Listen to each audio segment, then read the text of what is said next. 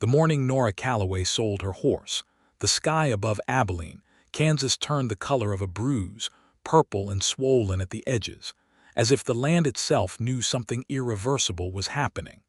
She stood in the livery yard with her hands clasped behind her back, watching the stable master count out the coins into her palm with the slow deliberateness of a man who understood he was getting the better end of a deal. Birch was a good horse. Not just good in the way that people said a horse was good, when they meant it was obedient and didn't bite. He was genuinely magnificent, a dappled gray quarter horse with a white blaze down his nose and the kind of deep, intelligent eyes that made a person feel understood without having to say a single word. Nora had raised him from a foal, after her father's passing had left her with the farm and the debt, and the question of what in the world she was supposed to do next. That had been 3 years ago, in the spring of 1880. Now it was the summer of 1883, and the farm was gone too. The bank had taken it with the same quiet efficiency that grief takes everything, leaving nothing behind but a hollow space where something warm once lived. Nora had spent 2 of those years trying to hold the land together, working the fields herself when the hired hands quit because there wasn't money enough to keep them, negotiating with creditors who smiled at her face and stole from her ledger. The 3rd year she had spent accepting the truth. She was 23 years old, alone in Abilene with a horse and a carpetbag, and there was nothing left for her in Kansas. Her cousin Marion had written from a place called Salvation Creek, Nevada, 3 months back. The letter had been creased and water-stained from its long journey east, but Marion's words had been clear and bright as struck flint. "There's land out here still being claimed," she had written. "A woman with sense and willingness to work can make something of herself. There are men who are decent, Nora, I promise you that. Come west. The railroad goes all the way to Reno now, and there's a line that cuts south through the desert toward the valley. Come west and see for yourself." Nora had read that letter a dozen times in the dark of the farmhouse before the bank took the key from her hand. She had read it once more by candlelight in the boarding house where she'd spent the last of her egg money. Then she had made her decision. The stable master pressed the final coin into her palm and tipped his hat with the air of a man concluding a transaction, not witnessing the end of a woman's last connection to her old life. Nora folded her fingers around the money, walked back to the fence, and pressed her forehead against Birch's warm, broad face for just a moment. "You'll be all right," she whispered to him, though she suspected she was saying it as much for herself. She walked away without looking back. That was the only way she knew to keep moving. The Abilene train depot smelled of coal smoke and ambition, the particular combination that seemed to follow the railroad everywhere it went in 1883, promising connection and transformation in equal measure. Women in traveling dresses carried hat boxes. Men in suits argued with porters. A family of 6 occupied an entire bench, the children draped across one another like laundry on a line, worn through with sleep. Nora bought her ticket at the counter. The fare west was steep, but the money from Birch, combined with the small amount she had left, was just enough. Just enough for a one-way journey to a place she had never seen, to find a cousin she hadn't spoken to in 4 years, to build a life out of whatever materials she found waiting. She counted the coins back into her bag, picked up her carpetbag, and walked to the platform. The train pulled out of Abilene at 9:30 in the morning on a Tuesday in July of 1883, and Nora Calloway watched Kansas slide away through the window with the particular combination of grief and relief that only belongs to people who are leaving the only home they've ever known by choice, because staying had become the more terrifying option.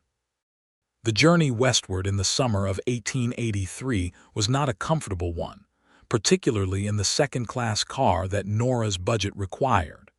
The benches were hard, the air was thick with the smell of coal and bodies, and the particular heat that settled into a train car crossing the open plains like a wool blanket pressed over the face.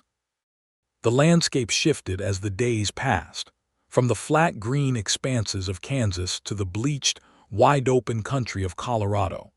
then up through the mountains where the air turned thin and cold at night, and the passengers pulled their coats close and watched the peaks slide past like sleeping giants. Nora spent the journey in a state of wary watchfulness, the way a person does when they are alone and carrying everything they own in a single bag. She ate the food she had packed, hard bread and a little dried meat, making it last carefully.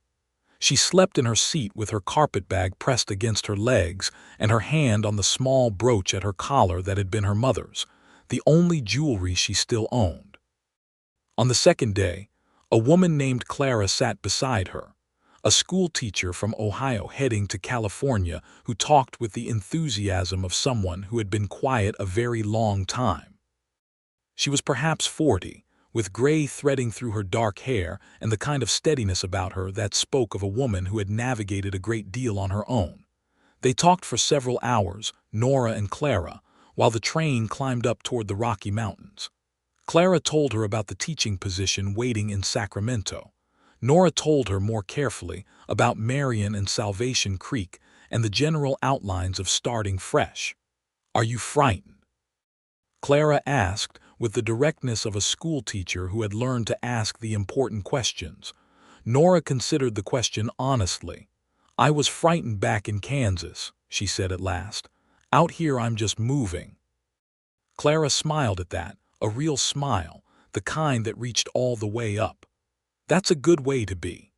They parted ways in Denver, where Clara's train continued northwest and Nora's route branched southwest, following a line toward Nevada that was newer and rougher and carried fewer passengers. The second train was smaller, the car even more Spartan, and there were long stretches of the journey through Utah and across the Nevada desert where Nora could see nothing outside the window but red rock and sage, and the enormous silence of a land that had been old before anyone thought to name it. She thought about Birch sometimes, in those long, quiet miles. She thought about her father, who had loved the Kansas land with the devotion of a man who believed the earth remembered who cared for it. She thought about her mother, who had died when Nora was 9, and left a hollow in the household that they had all spent the rest of their lives arranging themselves around. But mostly, she watched the West come toward her through the window, and she felt something that she hadn't expected to feel, something that might, if she were careful about it, turn out to be hope. The final stop on Nora's ticket was a small depot at the edge of the valley where Salvation Creek lay, a place called Harper's Junction, named for the man who had persuaded the railroad company to route the line through the valley 3 years prior. It was a modest station, a single building of unpainted timber with a covered platform and a water tower that leaned slightly to the left.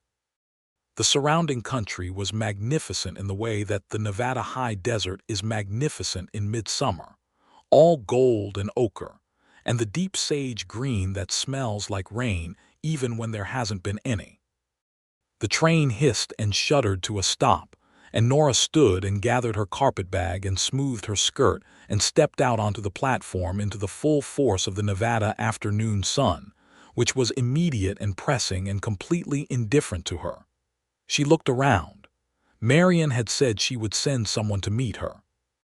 Nora scanned the platform, the small cluster of people waiting for arrivals, a man with a wagon, a woman collecting a parcel, a boy of perhaps 12 running between the legs of the adults with a dog at his heels. And then she saw him.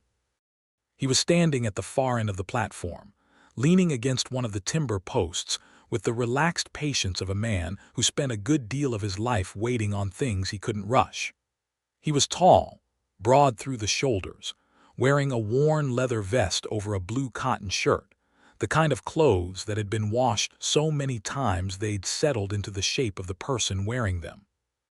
His hat was pushed back on his head, and he was watching the train cars discharge their passengers with the unhurried attentiveness of a man doing a job he took seriously.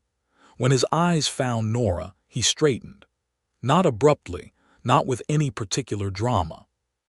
Just straightened, the way a compass needle moves when it finds north, as if this had been the direction he'd been waiting to point all along.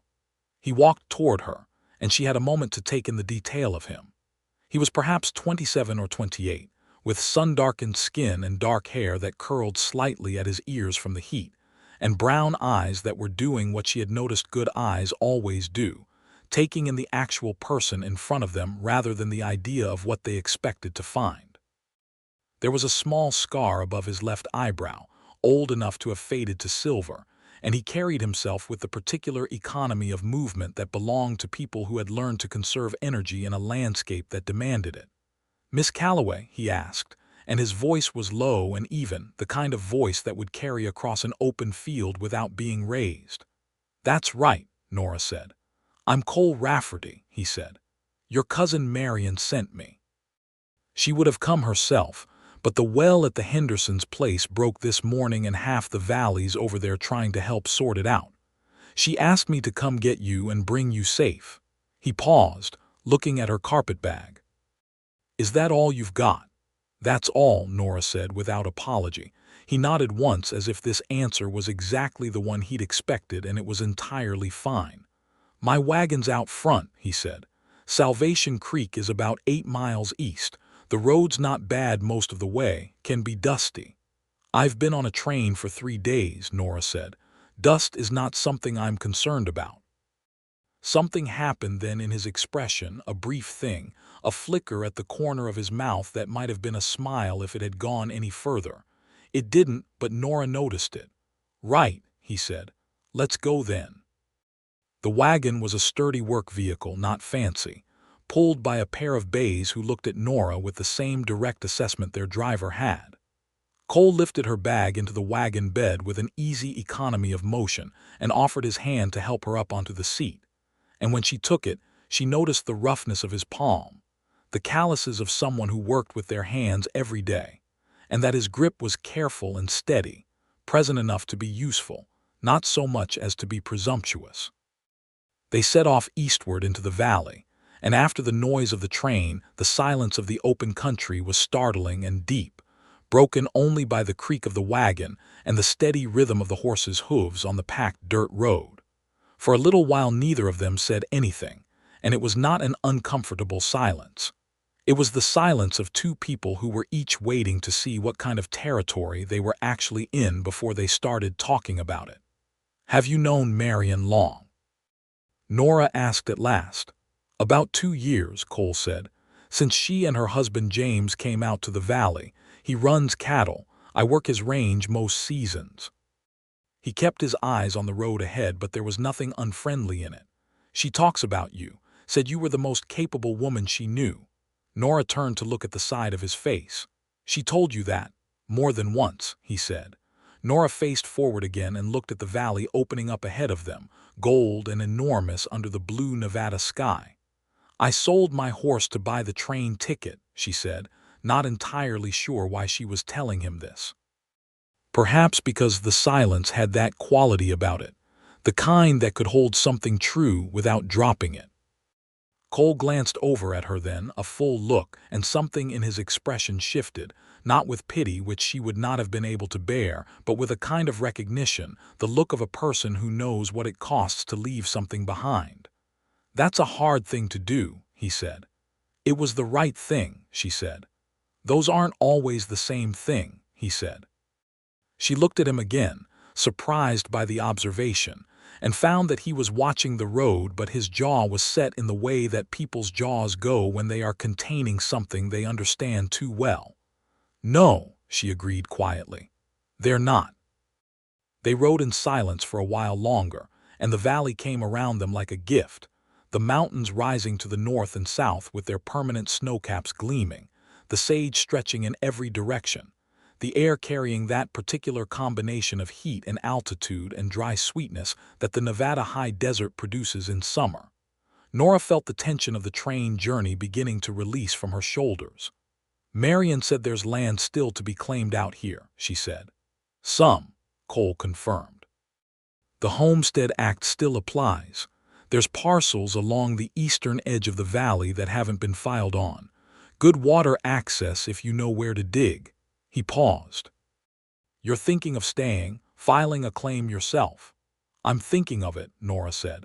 He considered this without the dismissiveness she had encountered from every man in Abilene when she had tried to discuss such things. He just considered it, turning it over the way you turn a stone to see what's under it. "It's hard work," he said. "The first winter especially." "I know hard work," she said, and there was something in her voice that made it clear this was not a boast but a plain statement of documented fact. That almost smile returned to the corner of his mouth. "I believe you," he said. Salvation Creek revealed itself gradually as the wagon rounded a long curve in the road, and the trees thickened along the creek bottom, cottonwoods and willows turning the air green and cool and musical with water. There were perhaps 30 buildings in the settlement, some permanent and some still in the timber frame stage, arranged with the casual organic logic of a place that had grown by necessity rather than plan. There was a general store, a livery, a small church with a cross that listed slightly east, a saloon that was doing more business than the church by the look of the horses outside.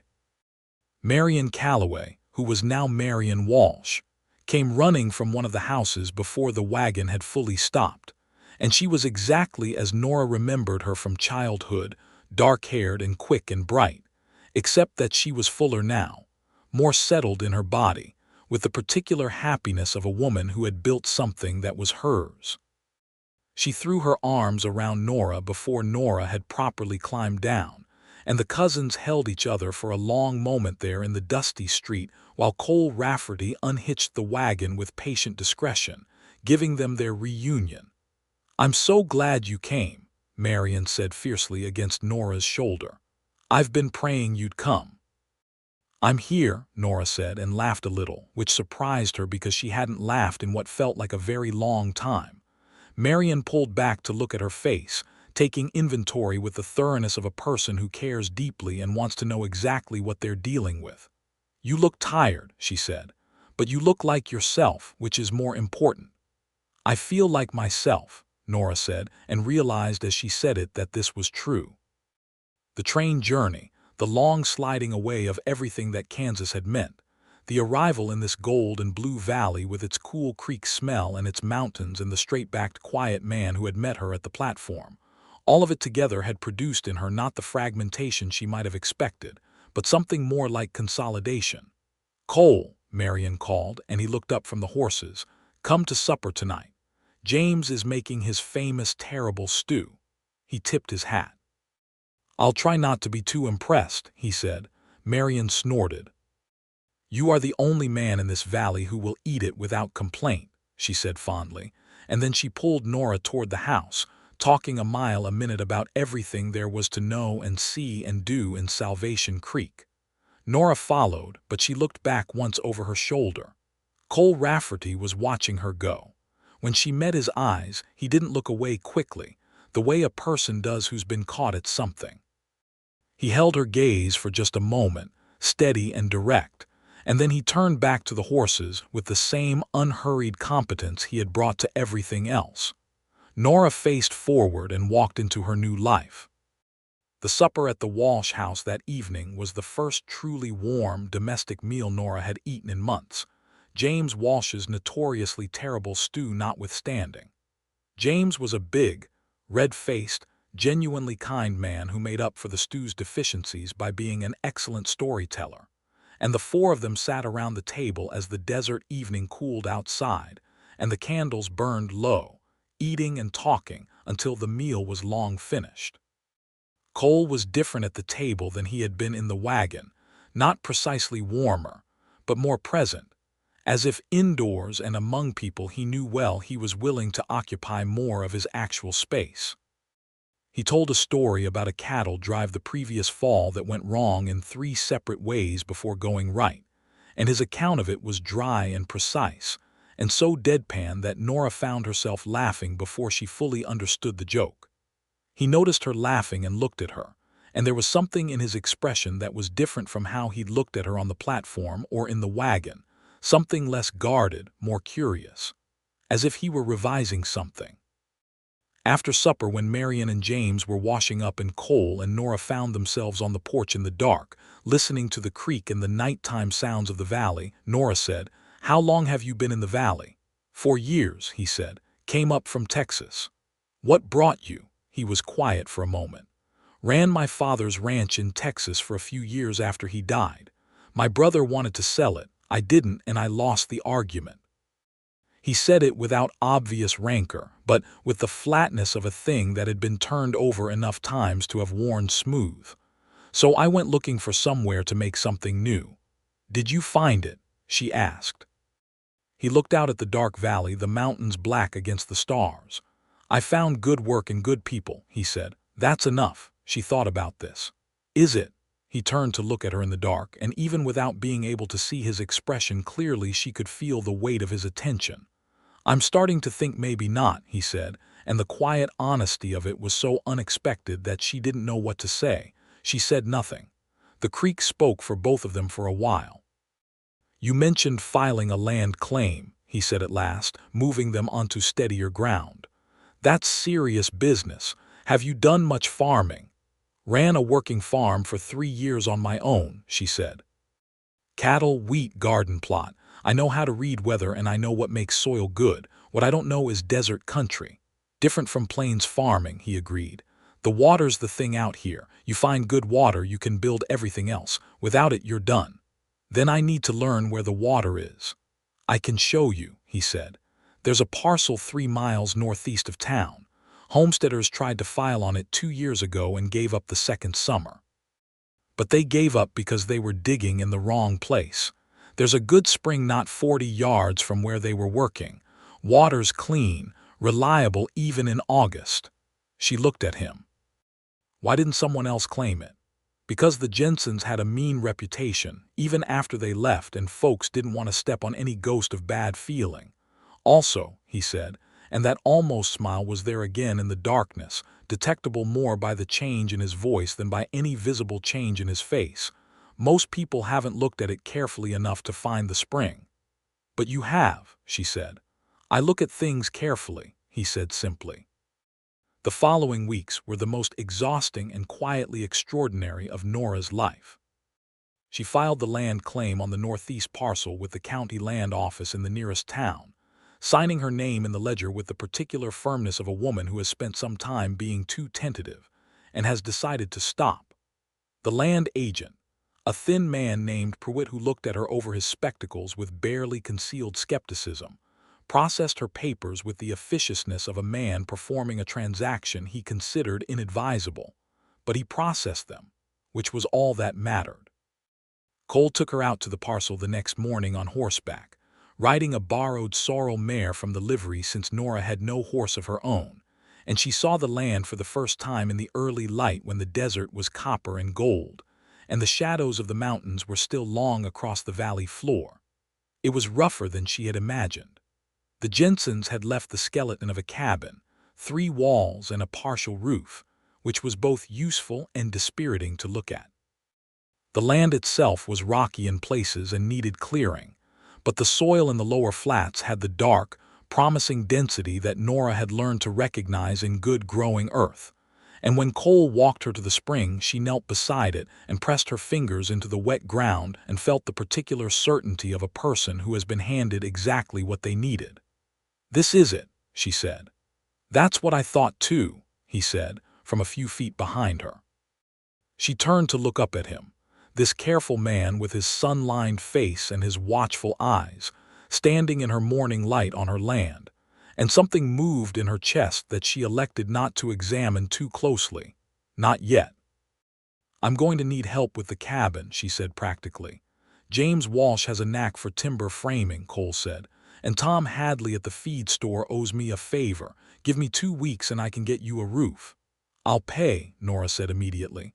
"Folks help each other out here," Cole said. "That's how it works." "I'll still pay," she said. "In kind if not in cash. I'll cook, I'll work. I don't take something for nothing." He looked at her for a long, steady moment, and she had the sense that he was seeing something in her that he recognized and respected. "All right," he said. "Fair." The cabin building was a social event in Salvation Creek.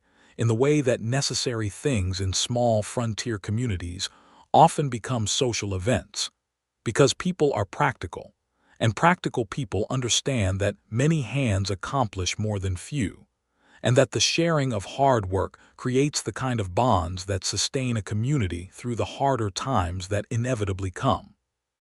James Walsh came, and Tom Hadley, and a rancher named Abner Cross who was 300 pounds and tremendously skilled with an adze, and several other men whose names Nora learned while handing them tools and keeping the coffee pot going on the fire. Marion came too, and two other women from the settlement, the schoolteacher Agnes Petrie, a sharp-witted widow in her 50s who had opinions about everything and was usually right, and a young woman about Nora's age named Ruth Blanchard, whose husband ranched a section north of town, and who had the easy openness of someone who had spent too long without a real friend and was delighted to find one. Cole worked from first light, doing the hardest parts, the heavy timber work that required both strength and precision, the corner cuts, the ridge beam, the door frame that had to be absolutely true because a door that doesn't hang straight is a daily reminder of things being wrong. He worked without fuss, checking Nora's opinions on each decision with the quiet naturalness of a man who genuinely wanted to know what she thought about her own house. "Bigger window on the south side," she told him on the second day. "I want light in the kitchen." "It'll be cold in winter," he said. "I'll make good shutters," she said. He nodded and cut the window bigger. At the end of the third day, with the roof on and the door hung, and the floor still needing boards but the structure solid and true, everyone sat around Nora's fire in front of her new house and ate the supper she had prepared, a beef and potato stew with cornbread that she had made in a Dutch oven over the fire, and there was a feeling among all of them that something had been accomplished that was more than just carpentry. After the others had gone home, Cole stayed to bank the fire. It was an unnecessary service, one she was perfectly capable of, and they both knew it. "You're a good cook," he said, keeping his eyes on the fire. "My mother taught me," she said. She said a good meal was the most honest thing a person could offer. He considered this. The fire crackled between them. The stars over the Nevada desert were extraordinary in their density, closer and more numerous than any sky she had ever seen over Kansas, as if the altitude had brought her nearer to them. "I'll bring my tools back tomorrow," he said. "The floorboards need attention." "Cole," she said. He looked up at her. "Thank you," she said, "not for the floorboards. For all of it, the spring, the cabin, the steady, reliable competence of a person who had given her real help without making her feel diminished by needing it." He held her gaze, and in the firelight his face was open in a way she had not seen it before, younger somehow, or perhaps just less guarded. "It's good work," he said. "You're building something that matters, that's worth helping." She nodded. They said good night. He walked to his horse and rode into the dark, and she stood in the doorway of her new house and watched the darkness swallow him and pressed her hand against the frame he had built true.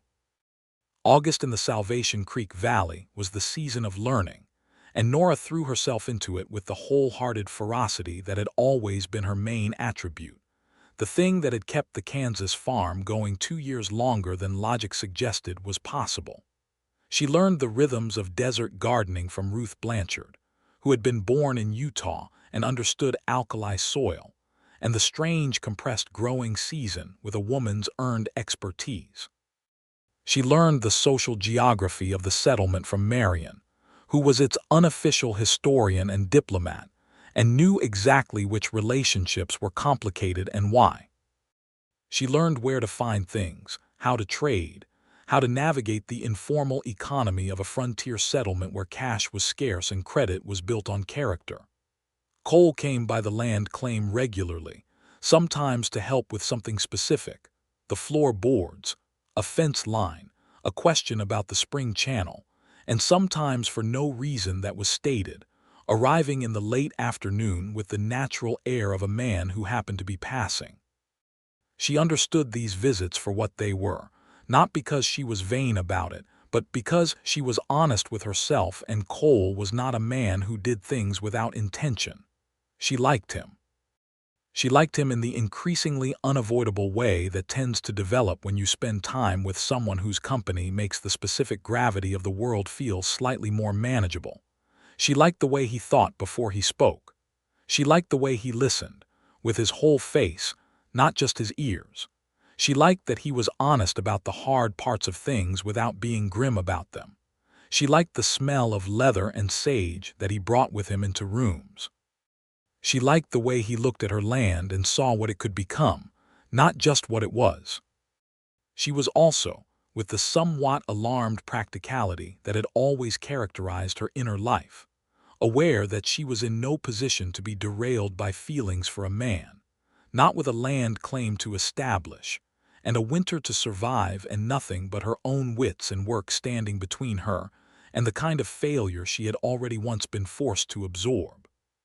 She kept these two things, the liking and the practical wariness, in a state of careful suspension, like two buckets on a yoke, and she went about her work.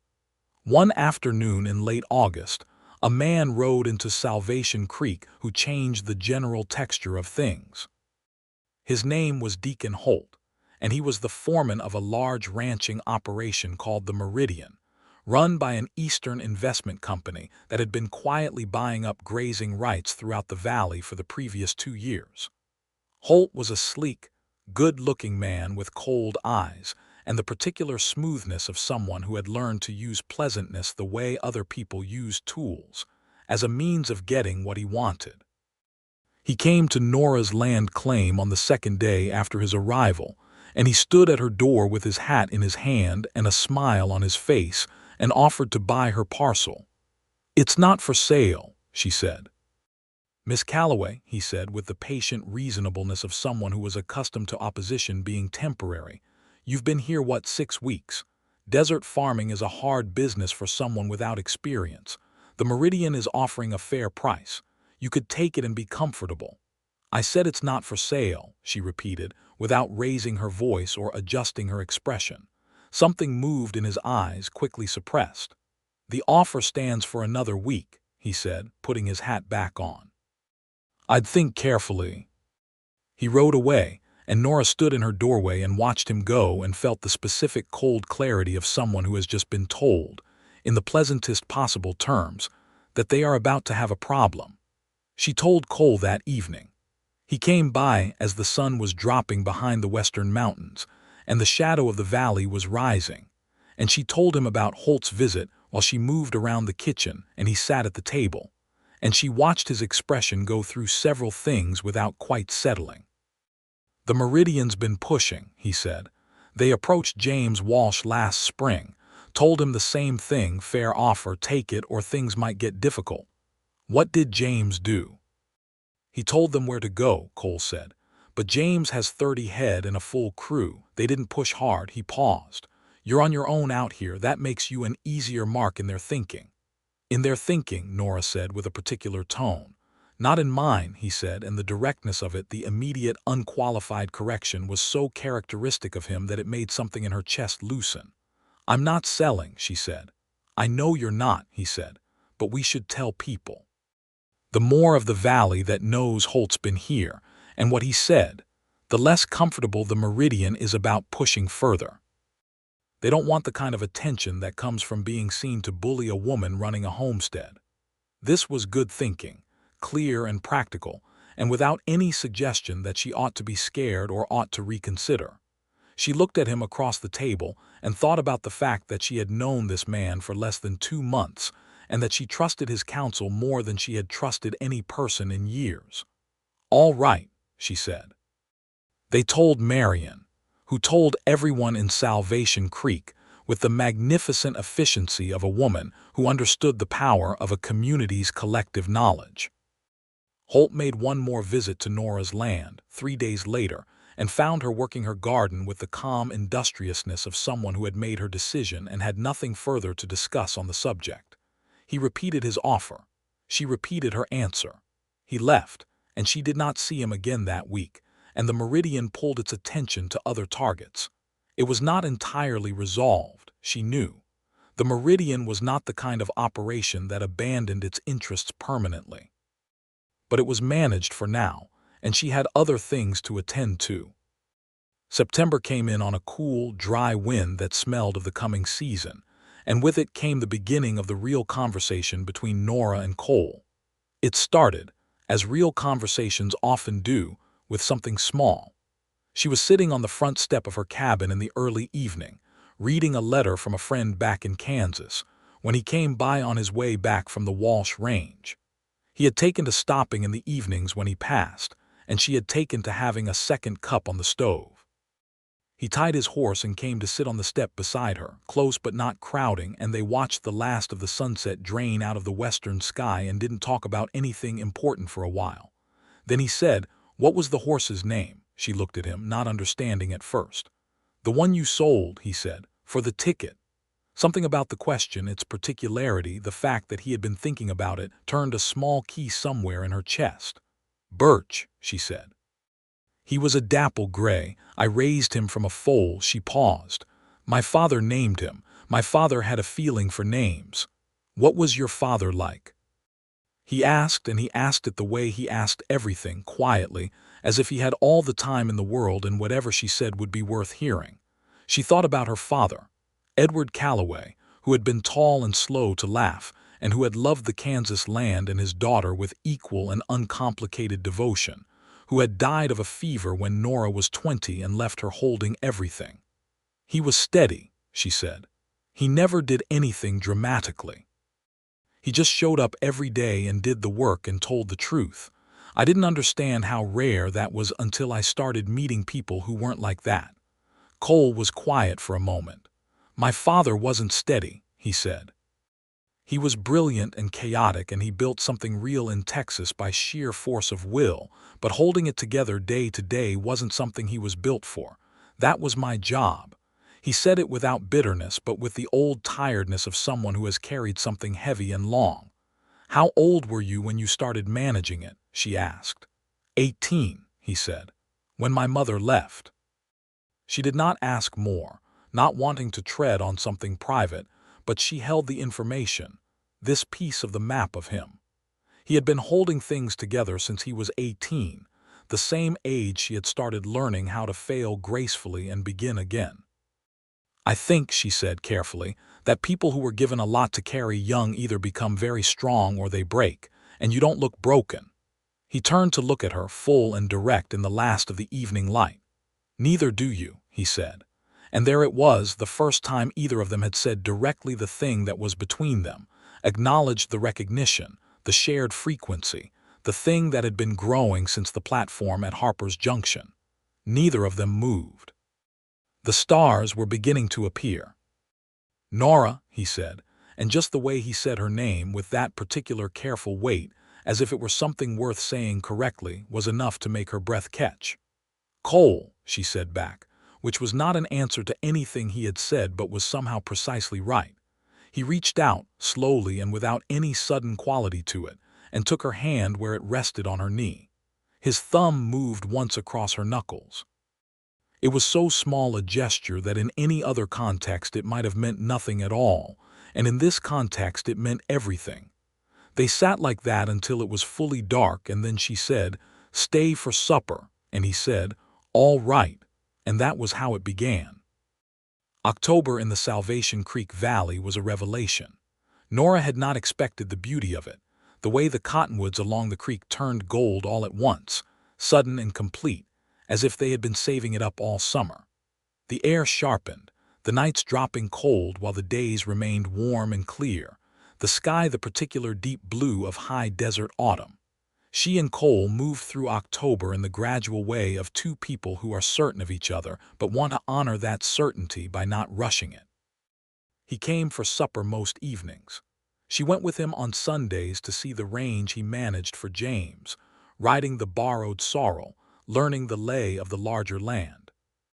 He taught her things she didn't know, desert weather signs, water finding, the specific vocabulary of this landscape that was so different from Kansas. She taught him things without intending to that she knew and he didn't, the particular management of accounts, the kitchen garden timing, the way of talking to difficult people that she had developed through years of dealing with creditors. They talked about everything. Books, both of them were readers, which delighted each other. The news from the East, the political questions of the time, land policy and what it meant for people like them. The difficult question of the native peoples of the territory, the Paiute and Shoshone whose ancestral lands the settlers were occupying, the injustice of the removal policies that had been grinding on throughout the West since before either of them was born, the particular grief of watching a culture be systematically dismantled to make room for people who had been told the land was empty when it wasn't. Cole spoke about this with a directness that surprised her, having known men who preferred not to look at it. He had known Paiute men in the valley, he said, had traded with them, learned from them, and understood with the clarity of someone who has paid attention that the story being told about the West was missing the most important parts. Nora listened to him say these things and felt, with increasing certainty, that she had found someone whose inner landscape matched her own in the ways that mattered most. The evening he kissed her was in mid-October, a Sunday evening after a long ride, with both of them standing at the gate of her property in the early dark. She had said good night and turned toward the house, and he had said her name once, and she had turned back, and he had stepped close and looked at her with a question in his eyes that he didn't put into words because he was always more careful than careless, always more deliberate than impulsive. She answered the question by stepping forward herself. The kiss was unhurried and complete, the kind that comes from two people who have been moving toward each other for long enough that arrival is a relief rather than a surprise. His hand was at her face, careful, and she had both of hers against his chest, and the night around them was cold and brilliant with stars and smelled of sage and wood smoke from her chimney. When they stepped back from each other, she looked up at him in the dark and felt the words she was not ready to say sitting large and quiet behind her sternum. "Nora," he said, and his voice had a different quality now, rough at the edges in a way she had not heard before. "I have been trying very carefully to give you time." "I know," she said. "Are you all right with this?" he asked. Which was a different kind of question, a more important one, and the fact that he asked it when he was clearly not at any risk of hearing no made her feel something enormous for him. "Yes," she said. "Are you?" He laughed, a short, genuine thing, the fullest laugh she had heard from him. "Nora, I have been all right with this since you stepped off that train with one bag and told me dust wasn't something you were concerned about." She laughed too, and it mixed with his in the dark, and they stood together at her gate in October with the night around them and everything that mattered between them. The winter preparations came next, and Nora and Cole moved through them together in the practical and companionable way of two people whose feelings have clarified, but whose lives are still primarily about surviving the physical demands of the land. There was wood to cut and stack, feed to lay in for the spring garden, the cabin to weatherize, the spring channel to protect from the cold. Cole helped with all of it, and she helped him with the preparations for James Walsh's herd, and they went back and forth between his work and hers with the natural ease of people whose rhythms have aligned. Marian, who had been watching all of this with the transparent delight of someone who considers herself partly responsible for a satisfying outcome, said to Nora one afternoon in November while they were preserving the last of the garden's yield, "Cole Rafferty is the best man in this valley, and I have been hoping this would happen since the day I wrote your name on that letter telling you to come west." "You didn't say anything about him in the letter," Nora said. "Of course not," Marian said, without remorse. "If I'd said there's a remarkable man I want you to meet, you would have been suspicious of the whole thing. I just said the land was good and the people were decent and let you find the rest yourself." Nora looked at her cousin's satisfied face and shook her head, but she was laughing. "Was I wrong?" Marian asked. "No," Nora said. "You were absolutely not wrong. The first real snow came in late November, and it transformed the valley overnight into something still and white and deeply quiet, the creek frozen at the edges, the mountains buried, the sage poking through the snowpack in silver-green tufts." Nora woke to it and stood in her doorway looking out at the changed world, and felt a solidity about her life that she had not felt in years. Cole came that morning on horseback through the snow, which he had no reason to do and which she knew was entirely because he wanted to see how she was, and she met him at the gate with coffee and the particular expression of a woman who is past pretending she isn't glad to see someone. "Everything all right?" he asked. "More than," she said. He accepted the coffee and stood beside her looking at the white valley, and after a moment he said, without particular preamble but with the deliberateness that meant he had been thinking carefully about it, "I want to ask you something." She waited. "I know you've been here 4 months," he said. "I know you came out here to build something for yourself, and I know that a man's involvement in that should be on your terms and nobody else's. So I want to ask you and not press you, and mean it when I say that whatever you answer I'm not going anywhere." He paused, and she could see the careful formulation of it, the thing he wanted to say exactly right. "Nora, would you consider sharing what you're building with me? I'm not asking you to give up anything. I'm asking if you'd be willing to let me be part of it." The snow was falling lightly, small bright flakes dissolving in the steam of their coffee, and the valley was enormous and white and quiet around them. And Nora Calloway, who had sold her last horse and bought a train ticket west and arrived in a place she'd never seen with everything she owned in a single bag, looked at this careful, steady, genuine man and felt the sum of everything she had come through rise up in her chest and resolve into a single clear note. "Yes," she said. "Cole, yes." He set down his coffee cup on the fence post, and she set down hers, and when he took her hands and looked at her in the white morning light she felt, for the first time in 3 years, that she was standing on ground that was not about to be taken from her. They were married in the Salvation Creek Church on the 14th of February, 1884, which was Marion's idea, and which Nora initially thought was too sentimental, but came around to entirely when she considered that the church was full of everyone she had come to know in the valley, and the light through the windows was the particular clear gold of a winter Nevada morning, and Cole was standing at the front of the church in the only suit he owned, pressed and straight, with an expression on his face that she had not seen before and that she understood immediately. It was the look of a man who cannot quite believe his own luck and is so accustomed to things going wrong that this particular rightness requires a moment of adjustment. Marion stood beside Nora, and James Walsh beside Cole, and Agnes Petrie sat in the front pew with Ruth Blanchard and wept with the thoroughgoing sentimentality of a woman who had been a widow for 8 years and still believed in love's capacity to find people who needed it. The ceremony was short and direct, the minister being a practical man who understood that the Nevada winter was no time for extended speech-making. When it came to the vows, Nora and Cole said theirs with the plain conviction of 2 people who knew the weight of a promise and were not inclined to make them lightly. "I do," Nora said, looking at his face, this face she had been learning for 6 months and intended to keep learning. "I do," Cole said, looking at hers, and his voice was the steadiest she had ever heard it. After the service, the settlement held a dance in the general store, the tables cleared and pushed against the walls, the fiddler brought in from the adjacent town playing with the particular exuberance of a man who is being paid in whiskey.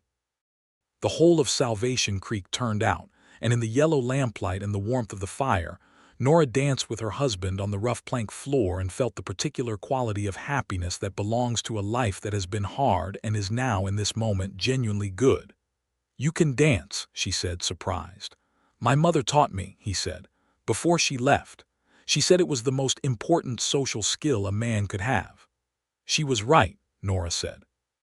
He spun her and she laughed, and the store was full of noise and warmth.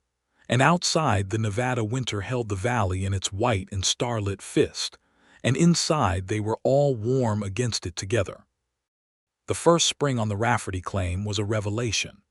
Cole had formally merged his resources with Nora's homestead filing, adding his savings and his labor to the operation, and together they worked the land through the spring planting season with the systematic intelligence of 2 people who each brought a different expertise and had learned to combine them without friction.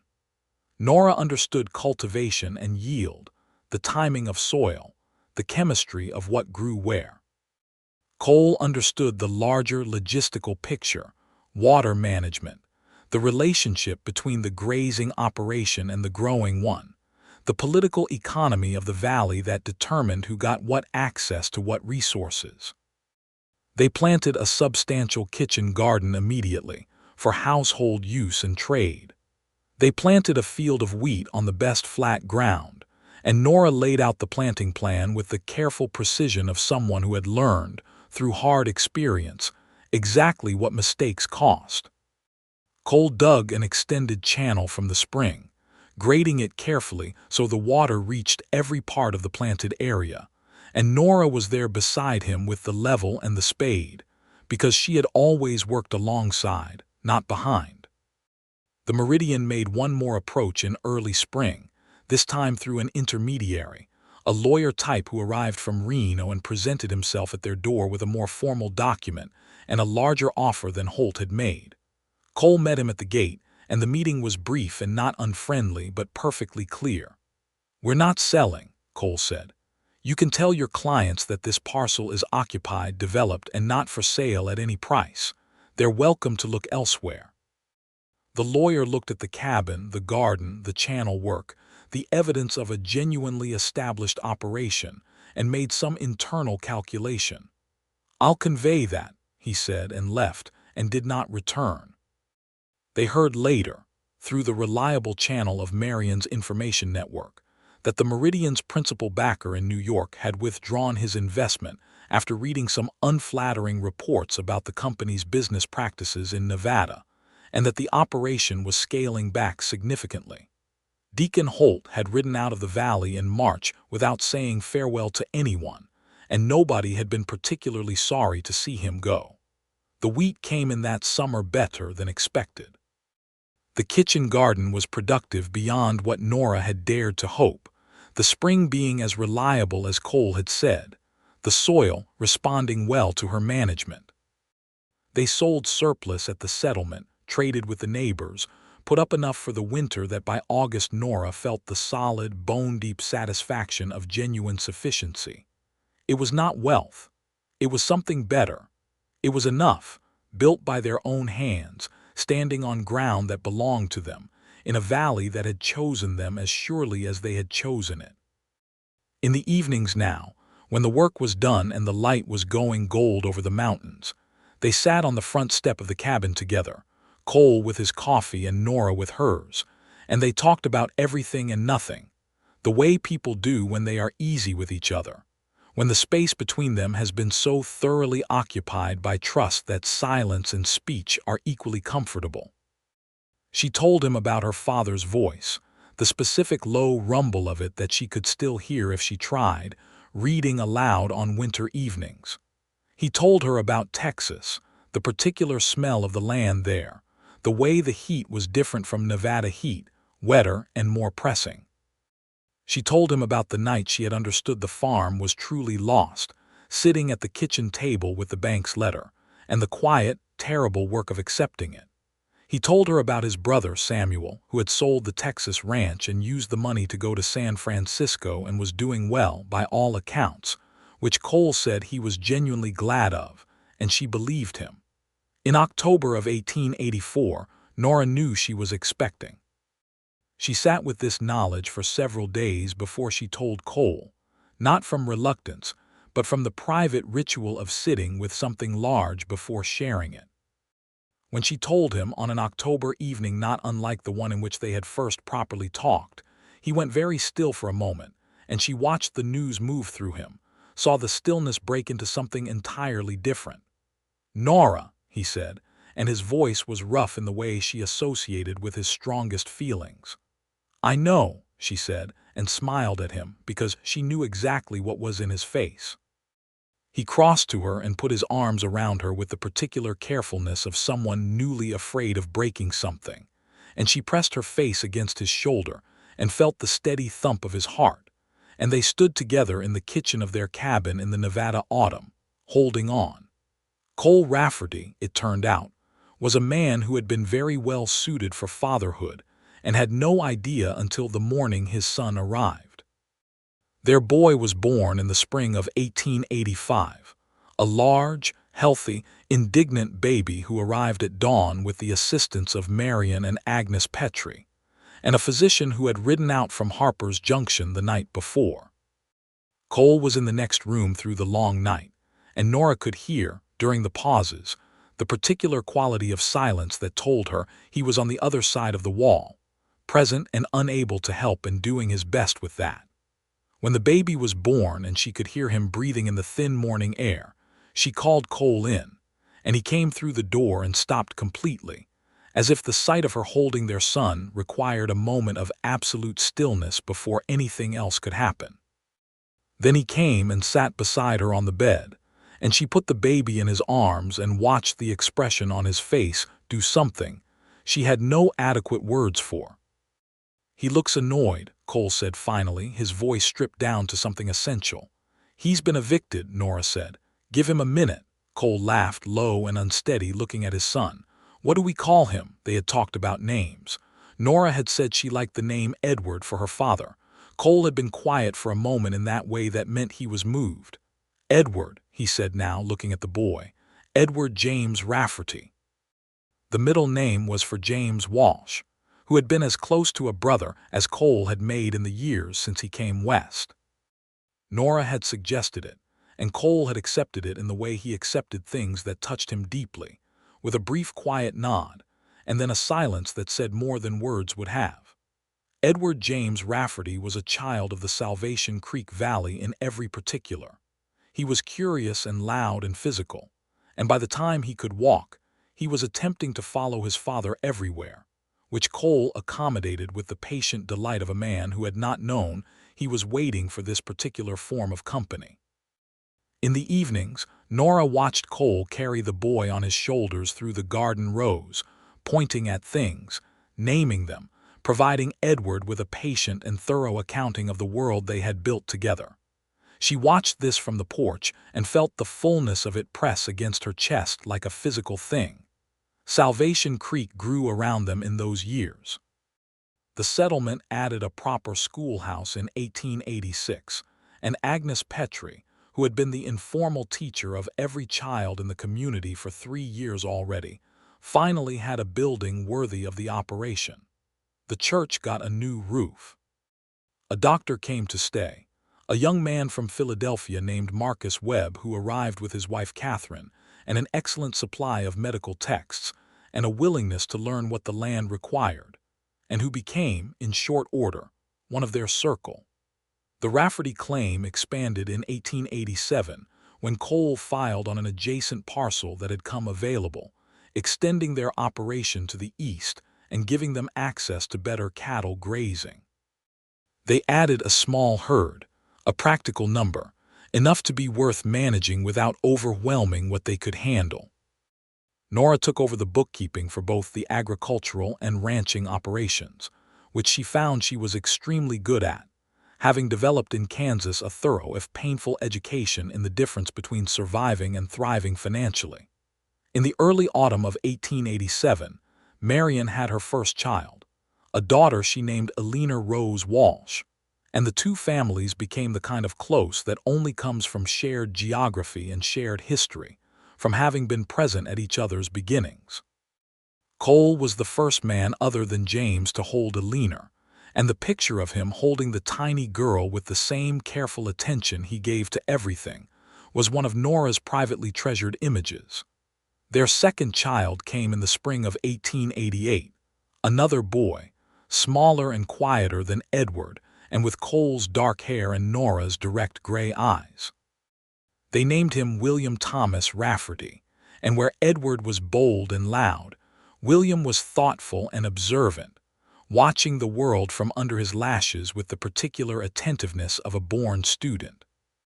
Cole called William the judge, because from the time the boy could sit upright he had an expression of measured assessment that made it seem like he was taking testimony before reaching his conclusions. "He gets that from you," Nora told Cole. "I don't know what you mean," Cole said. "The looking at things very carefully before deciding anything," she said. "It's entirely you." He thought about this. "Is that a complaint?" "It is absolutely not," she said. He smiled at her, the full smile that she had been the primary recipient of for 4 years now, the one that transformed his face from merely handsome to something she didn't have a word for in any language she knew, and she felt it exactly as much as she had the first time she'd seen it. By 1889, Salvation Creek had grown from a settlement to a proper small town, with a post office and a second general store and a regular newspaper that arrived from Reno twice a week. The railroad was talking about extending a spur line further into the valley, which would change the economics of ranching and farming, both in ways that required thinking about carefully. Cole went to the public meetings that the railroad's representatives held, and sat in the back row and listened, and came home with conclusions that were characteristically precise and practical, and Nora and he talked them through at the kitchen table while the boys slept. The railroad came, as it always did, and the valley changed, as places do when transportation changes, but the change was mostly good in their case. The ability to move cattle and produce to larger markets made the Rafferty operation genuinely profitable, not just sufficient but comfortably sustaining, and they made the decision in 1890 to add a proper barn to the property, a large, well-constructed thing that Cole designed himself, with a loft that Edward immediately claimed as his own territory. There was a day in the autumn of 1890 that Nora thought about for years afterward, one of those days that seems unremarkable as it is happening, but reveals itself in memory to have been a kind of accounting. She was standing in the garden in the October afternoon light, the same gold and sage-smelling light she had ridden through in a wagon with Cole on the very first day, and Edward was helping her pull the last of the summer vegetables, 6 years old and immensely proud of any task assigned to him, and William was sitting in the dirt nearby with a stick, examining an insect with the focused intensity of a small scientist. Cole came around the corner of the barn with a length of timber on his shoulder and stopped when he saw them, the three of them in the garden in the afternoon light, and he set the timber down and just looked. He did not announce himself. He just looked, with an expression that she caught from the corner of her eye and then turned to see fully, and what she saw in his face was the same thing she felt in her chest, this life, this exact specific life, as an ongoing astonishment. She walked to him, leaving the boys to their discoveries, and when she reached him she did not say anything, just took his hand, and he put his arm around her and held her against his side, and they stood together looking at their sons in their garden in their valley in the last of the afternoon light. "Cole," she said. "I know," he said. "I know it." The third child came in the summer of 1892, a girl, their first daughter, who arrived in the world with spectacular red hair that neither of her parents could account for, and which Agnes Petrie said must be an ancestor making themselves known. She was named Clara, for the schoolteacher Nora had met on the train from Abilene to Denver on her way west, the woman who had said that's a good way to be when Nora had told her that being frightened belonged to the life she was leaving. Clara Rafferty was from the beginning a child of complete and utter certainty about everything she wanted, when to eat, when to sleep, whose arms she preferred to be held in at any given moment. She ruled the household with the benevolent autocracy of the very young, and her brothers, despite being years older, were entirely under her command within a month of her arrival. Cole held his daughter and looked at her red hair and said, "Where did you come from?" Clara regarded him with the steady gray eyes that she had inherited from Nora and made a sound of tremendous satisfaction. "She likes you," Nora said from the bed, watching them. "I like her too," he said. "I'm just surprised by her." "She'll keep surprising you," Nora said. "I can already tell." She was right. Clara was a force of nature from the beginning, climbing things, asking questions, conducting investigations into every corner of the property and the neighboring ones. By the time she was 3, she was following Cole to the barn every morning with the same determination Edward had shown at the same age. By 5, she was helping Nora in the kitchen garden with a precision that Edward, at 11, had never achieved. In the spring of 1893, a letter came from Samuel Rafferty in San Francisco. Nora had never met Cole's brother, knew him only from stories, but the letter was warm and direct, with something in it that reminded her of Cole's own way of writing, the careful completeness of it. Samuel had prospered in California, had married a woman named Helen, and they had 2 children of their own. He wrote that he had been thinking of his brother and wondering if the distance between them was really necessary. He asked if they might come for a visit, or if Cole and his family might come to California. Cole read the letter at the kitchen table with the breakfast things still around him, and Nora watched his face from across the table, reading the particular thing that moved through it. "What does he say?" she asked. "He says he's sorry," Cole said, folding the letter. "He says it in about 4 different ways without quite saying it directly. He sounds like you," she said. Cole looked up at her. Something moved in his eyes that was both old and newly moved, the way a river changes when weather touches it. "He does," he said, as if this were a new thought. "Are you going to write back?" she asked. "Yes," he said. "I'm going to tell him to come here. I want him to see what we've built." She smiled at him across the table, over the remains of breakfast and the coffee cups and the morning disorder of a household with 3 children, and felt the particular amplitude of this moment. This man she had traveled 1,000 miles to find, choosing to let the old wound close. Samuel and Helen Rafferty came that summer with their children, and the visit was one of the best things that had happened in Salvation Creek since Nora's arrival. Helen was a bright, quick-witted woman who got on immediately with Marion and Ruth Blanchard, and Samuel was enough like Cole in the essential ways, the steadiness, the precision, the dry humor, that Nora felt she had known him before she met him. The brothers spent 2 days awkward with each other and then 4 days easy. And by the end of the week something had been repaired that had been broken for a decade, quietly and without drama, which was exactly the way Cole had always handled things. When Samuel and Helen left, Cole stood at the gate and watched the wagon go and then stood there for a moment after it had gone, and Nora came to stand beside him. "He looks well," Cole said. "He does," she agreed. "I was angry at him for a long time," Cole said. "About the ranch, about feeling like he didn't understand what it cost." "And now?" she asked. He was quiet for a moment. "Now I think we each just did what we knew how to do, and what I knew how to do brought me here."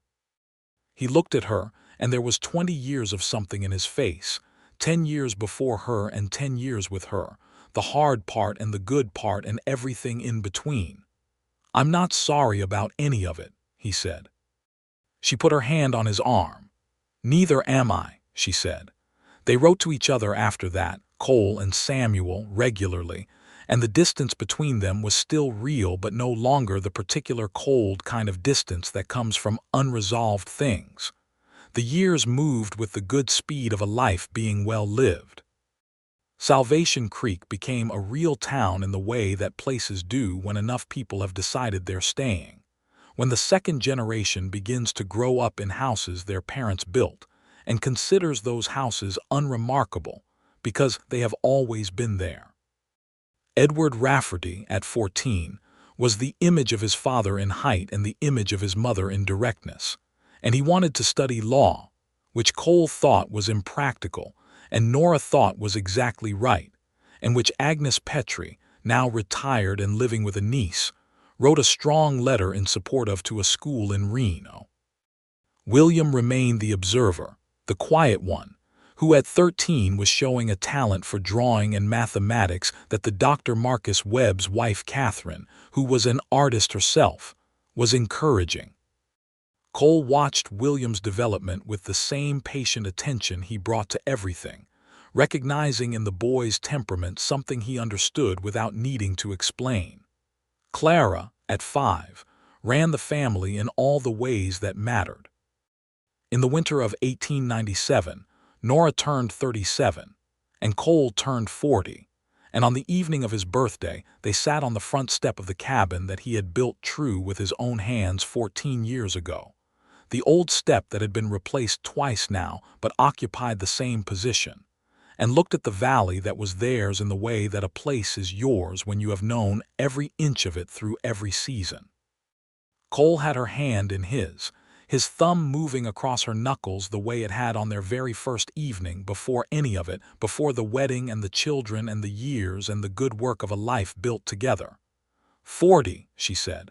40, he agreed with no apparent distress. You look the same, she said, which was almost true. He was grayer at his temples, and the lines around his eyes were deeper, and there was a settled quality about him now that was different from the contained watchfulness she had seen at the platform in Harper's Junction. But his eyes were the same, that careful, comprehensive attention that had been looking at her for 14 years with no reduction in its quality. You look better, he said, which startled a laugh out of her. Better than what? Better than you did when you got off that train, he said. You were braced for anything, like something wound very tight. You looked like you'd been wound tight for a long time and didn't know how to stop. She thought about herself at 23 stepping off the train in the Nevada heat with one bag and the last of everything. I had been, she said. You're not anymore, he said.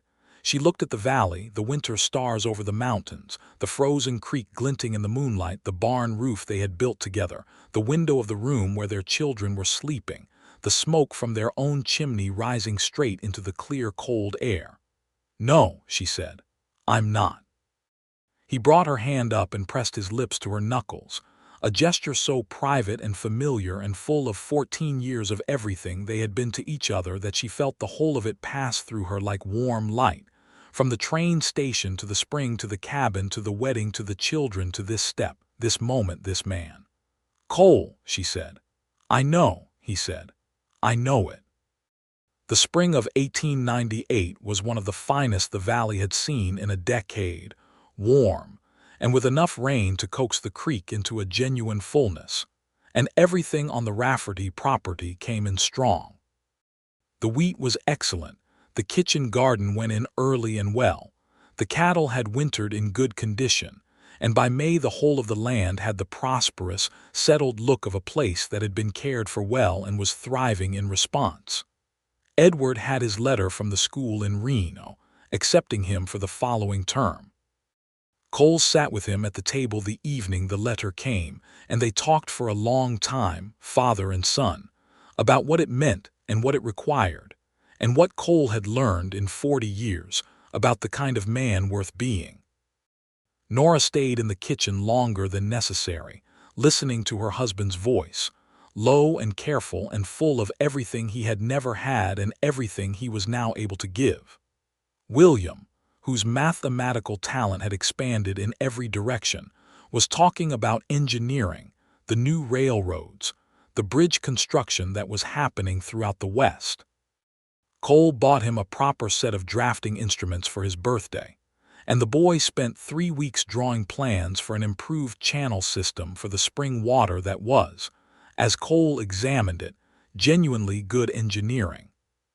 Clara, at 6, had decided she was going to be a rancher, and was conducting her first independent management of 2 chickens with the seriousness of a general overseeing a campaign. On a morning in June, with the summer just beginning and the valley gold and sage and alive with the particular industry of a prosperous place in its good season, Nora stood in her garden in the early light and looked at what she had built. The cabin expanded now into a proper house, with the addition Cole and James Walsh had put up 3 years ago, the barn with the loft, the spring channel William had redesigned, the kitchen garden in its ordered rows, the wheat field in its early green. The mountains behind everything, permanent and snow-capped and indifferent to human stories in the most clarifying way. She heard the door of the house open and Cole's step on the porch, and then he was there beside her with a coffee cup for each of them, standing in the morning light on the land that had been hers alone and was now theirs together. "Good morning," he said, handing her the cup. "Good morning," she said. He looked out at the garden, the field, the mountains. "Good day for it," he said. "Good day for what?" she asked. He smiled at her sideways, that particular smile that was 15 years and 3 children and 100 winters and 1,000 mornings along from the almost smile at the train station. "All of it," he said. "Everything we've got." She looked at him, this man she had found at the end of a long journey west, this careful, steady, genuine person who had been waiting at the final stop without knowing he was waiting, who had taken her hand and helped her build the only life she had ever wanted. She looked at him in the morning light of June in 1898, with the children still asleep in the house behind them and the coffee warm in her hands and the whole of the valley spread out before them in its summer beauty, and felt the thing she had been feeling for 14 years, this precise and particular and abiding love, as fresh and present and real as it had ever been, as if it renewed itself daily from the same spring that had watered all their growing things. "Yes," she said softly. "Everything we've got." He put his arm around her, and she leaned into the warmth of him, and they stood together in the good morning light of their life, and the valley was quiet and vast around them, and above the mountains the sky was the deep, perfect blue of a country that had taken them in and given them everything. The train ticket was long gone, folded and worn through to nothing years ago. The horse she had sold to buy it was somewhere in Kansas, long past by now, a good horse who had carried her to the edge of a choice and been traded for the next beginning.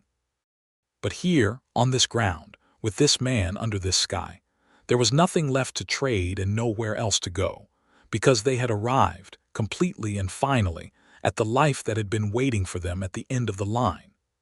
Edward would go to Reno and study law and come back in 3 years with a degree and a young woman from the city who would fall as thoroughly in love with the valley as Nora herself had done. William would design bridges that would stand for 100 years across the rivers of the American West. Clara would indeed become a rancher, one of the best in the valley, and would run her operation with a combination of her mother's precision and her father's patience that would make her a legend in the country for decades. And Nora and Cole Rafferty would grow old on their land in Salvation Creek, Nevada, in the way that people do when they have built something real and true together, steadily and with full intention, each day a continuation of the one before it, the creek running clear past the house, the mountains keeping their watch, the spring delivering its reliable gift of water to everything that needed to grow.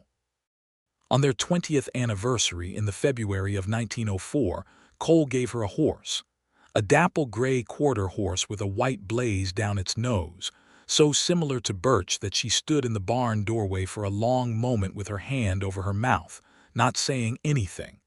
"I know he's not the same horse," Cole said from beside her, "but I thought it was time." She went to the horse, who regarded her with that deep equine attention that she had always found more honest than most conversation, and pressed her forehead against his broad face, and felt the years compress into a single clear note, the girl in the livery yard in Abilene saying goodbye to the horse she loved so that she could find her way west, and the woman now here in this barn in this valley with everything she had built around her. "What's his name?" she managed. "That's yours to decide," Cole said. She thought for a moment, and the thing that came was so obvious it was almost funny. "Journey," she said. Cole stood in the barn doorway in the February light, the husband she had found at the end of a train line, the man who had been waiting without knowing he was waiting, and smiled. "Journey," he said. "That's right."